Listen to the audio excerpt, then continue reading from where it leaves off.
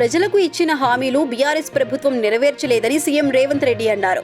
సోమవారం భద్రాద్రి కొత్తగూడెం జిల్లాలోని మణుగూరులో కాంగ్రెస్ పార్టీ ఆధ్వర్యంలో భారీ బహిరంగ సభ నిర్వహించారు.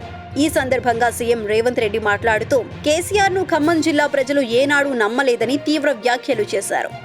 ఎన్నికలు జరిగిన ప్రతిసారి ఖమ్మం జిల్లాలో కాంగ్రెస్ పార్టీ అద్భుతమైన విజయాలు సాధించిందని తెలిపారు. ఇచ్చిన హామీలను అమలు చేయడంలో బీఆర్ఎస్ ప్రభుత్వం విఫలమైందని అన్నారు. 1 కాదు 2 కాదు ఏకంగా 10 ఏళ్లు కాలయాపన చేశారని మండిపడ్డారు. అందుకే ఖమ్మం ప్రజలు కేసీఆర్కు కర్రు కాచి వాత పెట్టారని అన్నారు.